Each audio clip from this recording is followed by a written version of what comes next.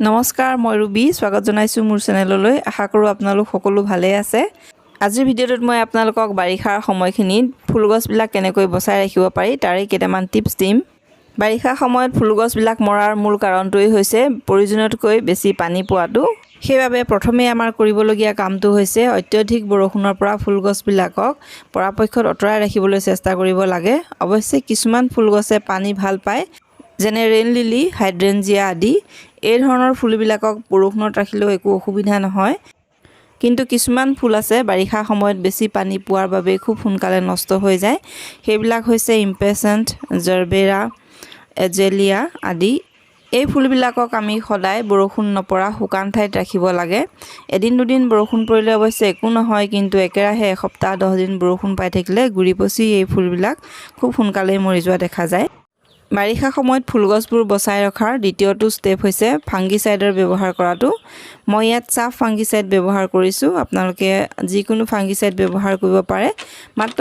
এটো সিস্টেমিক ফাংগিসাইড হ'ব লাগে এমিষ্টাৰ টপ বেবিষ্টিন এইবিলাক হল সিস্টেমিক ফাংগিসাইড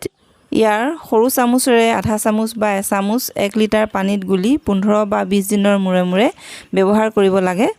এইদৰে ফাংগিসাইডৰ ব্যৱহাৰ কৰি থাকিলে গছবিলাকত ফাংগাছ নালাগে আৰু ফুলগছৰ গুৰি পচি মৰা বেমাৰটোৰ পৰা হাত সাৰিব পাৰি থাৰ্ড ষ্টেপটো হৈছে টাবৰ তলৰ ড্ৰেনেজ হোলটো ক্লিয়াৰ ৰখাটো যদি টাবৰ তলৰ ফুটাটো বন্ধ থাকে তেতিয়া বৰষুণৰ পানীবিলাক তলেদি ওলাই নাযায় আৰু টাবটোত জমা হৈ থাকিব আৰু এইদৰে বেছি দিনৰ বাবে বৰষুণৰ পানী জমা হৈ থাকিলে গছজোপা গুৰি পচি মৰি যাব পাৰে সেয়ে ফুটাটো সদায় ক্লিয়াৰ ৰাখিব লাগে বহুতে টাবৰ মাটি ভৰাওঁতে আধালৈকে ভৰাই আৰু আধাটো খালি ৰাখি দিয়ে হেদৰে যদি আধা মাটি ভৰাই আধা খালিকে ৰাখে তেতিয়া তাত বৰষুণৰ পানী জমা হৈ থাকিব পাৰে বাৰিষা কালত ফুলবোৰ বচাই ৰাখিবৰ বাবে ফৰ্থ ষ্টেপটো হৈছে টাবৰ মাটিবিলাক ওপৰলৈকে ভৰোৱাটো টাবটো যাতে আধা কেতিয়াও খালি হৈ নাথাকে সেই কথাটো লক্ষ্য ৰাখিব সদায় ওপৰলৈকে মাটি ভৰাই ৰাখিব বাৰিষা ফুলগছ বচাই ৰাখিবৰ বাবে 5 নম্বৰ ষ্টেপ হিচাপে আমি কাটিং লগাই ৰাখিব পাৰো কিছুমান ফুলগছ বৰষুণৰ পানী পৰিলে খুব সোনকালে গিলি যায় যেনে ধৰক হাইব্ৰিড কালাঞ্চু যেটো ডাবল কালাঞ্চু হয় বা ডাবল ইম্পেচেন্ট আদি এই ফুলবিলাকৰ খছ ৰাখিবৰ বাবে আমি ইয়াৰ কাটিং লগাই ৰাখিব পাৰো এই ফুলবিলাক ফুলি শেষ হোৱাৰ পিছতেই কাটিং লগাব পাৰি নাইবা যদি গছজোপা বেয়া হৈ গৈছে বা অলপ পচিবলৈ ধৰা যেন দেখিছে তেন্তে লগে লগে তাৰ আগবোৰ কাটি এনেদৰে কাটিং লগাই দিব আৰু ইয়াত বৰষুণৰ পানী একেবাৰে পৰিবলৈ দিব নালাগে সদায় শুকান ঠাইতে ৰাখিব লাগে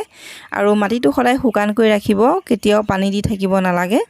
পানী দিলেও ইয়াত 15 বা 20 দিনৰ মূৰে মূৰে ফাংগিসাইড মিহলি পানীহে দিব লাগে আৰু তাকো খুব কম পৰিমাণত দিব লাগে গোটেই টাবৰ মাটি তিতি যোৱাকে কেতিয়াও দিব নালাগে অকল গুৰিটোহে অলপ অলপ এনেদৰে দিব লাগে আকৌ এটা নতুন ভিডিঅ'ত লগ পোৱাৰ আশাৰে আজিলৈ ইমানতে সামৰিছো ভিডিঅ'টো কেনেকুৱা লাগিল জনাব যদি ভাল লাগিল তেন্তে লাইক কৰিব আৰু যদি মোৰ চেনেলটো সাবস্ক্ৰাইব কৰা নাই তেন্তে সাবস্ক্ৰাইব কৰিব বুলি আশা ৰাখিলো ভিডিঅ'টো চোৱাৰ বাবে ধন্যবাদ